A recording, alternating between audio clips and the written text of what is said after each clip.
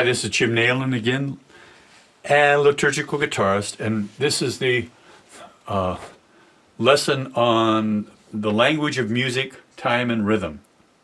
So as you read through the top of the page here, I'm referring to this page here that you can print out. It goes along with the lesson. So music has a pulse, or the beat. The beat is steady, but music is a lot more complicated than just a steady 1, 2, 3, 4 beat. There's all kinds of different rhythms, and the time value is designated by the note value, and some notes are longer and some are shorter, and that's one of the purposes of musical notation, is to tell you how long each note lasts. The other purpose is to tell you the pitch of the note. We'll talk a little more about that in the next video.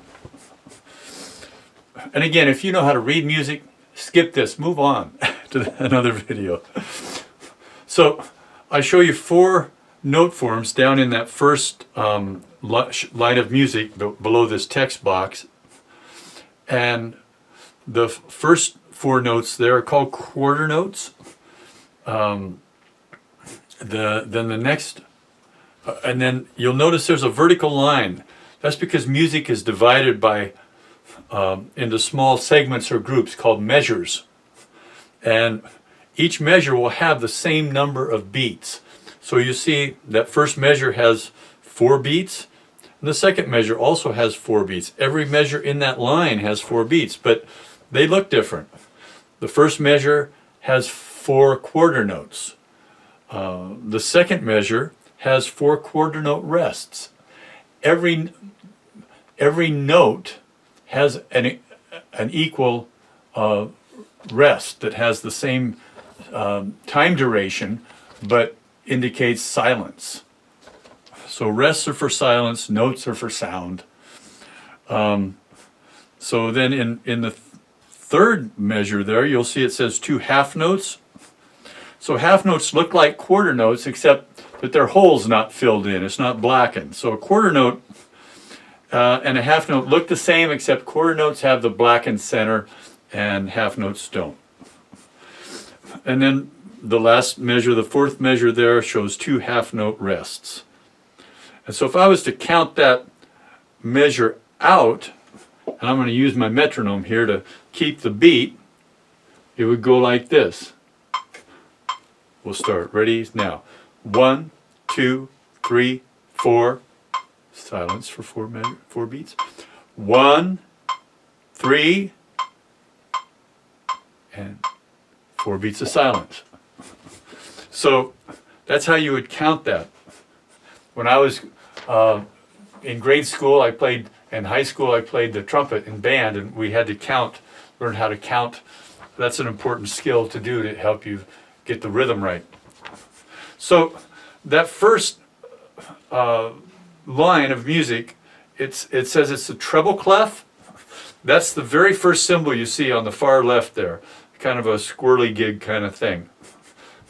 Now guitar music is written in treble clef, but it's actually written it sounds an octave lower than what is written. So, but that's nothing to worry about. Anyway, so we use treble clef for guitar music. The next thing there is what's called a key signature. And the key, or time signature. A key signature refers to the clef sign and any sharps or flats that there might be. That we're not going to cover that. The time signature, in this case, a time signature has 2 numbers stacked on top of each other. The upper number denotes the number of beats in each measure, each one of those segments separated by the bar line. And the lower number tells the kind of note that each beat represents. So if the lower number is a 4, it would be a quarter note. If it's a 2, it would be a half note. If it was, we'll see eighth notes in a minute. If it was an 8, it would be an eighth note. So let's look down at the second line of music here. It says common time. Common time, they just write a C there, and that's just a lazy way of writing 4/4. They both mean the same thing. And in that first measure, you'll see a whole note. Now that looks like a half note, except it does not have the stem. And a whole note gets 4 beats. A half note gets 2 beats, and a quarter note gets 1 beat in 4/4 time. And then next to the whole note is a whole note rest. The next measure shows eighth notes. An eighth note, as you might think, is half of a quarter note. And so there are actually, in 4/4 time, there are 8 eighth notes to fill the whole measure. And you would count those as 1 and 2 and 3 and 4 and you say and for the eighth note time. And then after that, the last measure there is eighth note rests. So you'll notice the half note rests and the whole note rests look a lot alike, but the half note rests are sitting on top of this line, and the whole note rests are hanging from the line. So one way to think of that is a whole note stronger, so it can hang there, and a half note needs to sit. It's weaker. So anyway, that's a little bit of notation.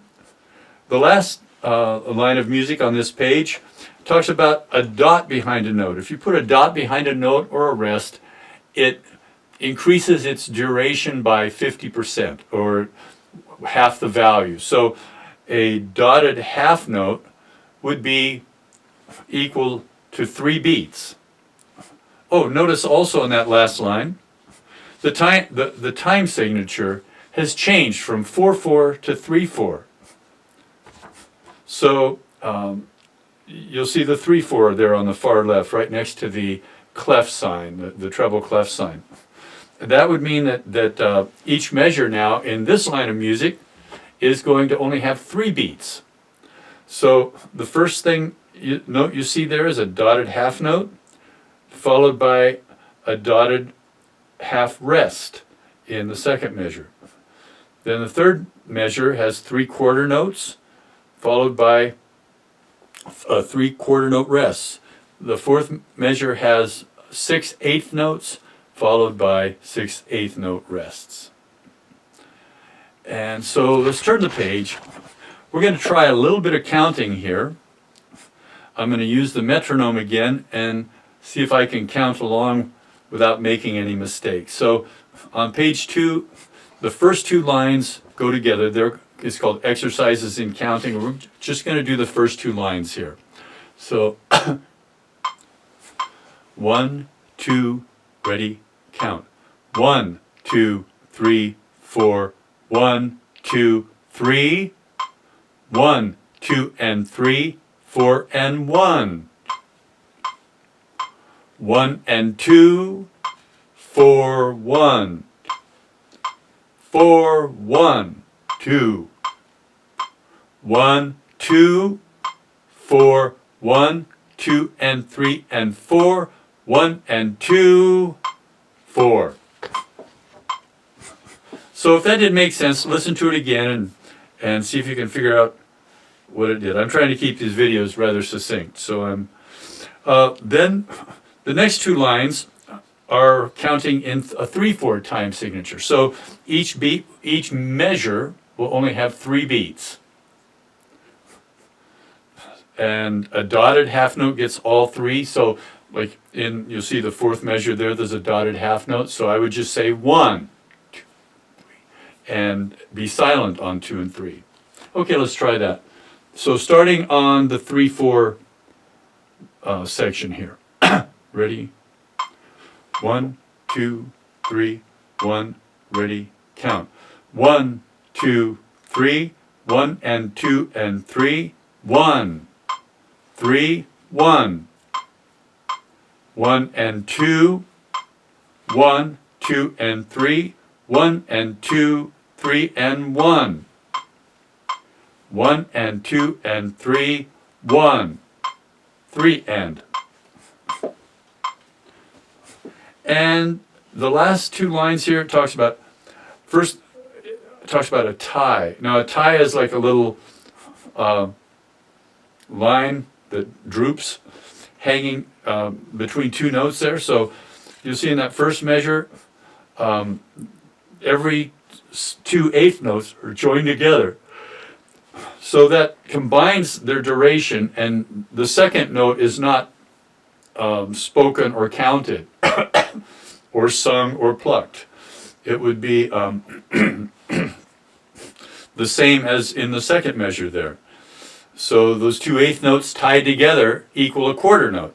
So those measures would sound identical, first measure and the second measure.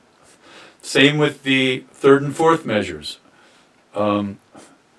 Those two quarter notes tied together equal a half note. So that's why those measures would be equal. And finally, syncopation is music that has an accent, or the accent on the upbeat, the and. And it has some examples there. Now, a lot of modern music has syncopation, and it's really enjoyable to play and sing. So that's just a little note on syncopation. So that last line would be,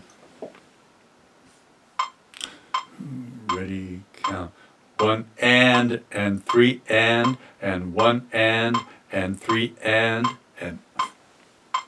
that's how you would count that. So that's a little bit about music, the language of rhythm and time.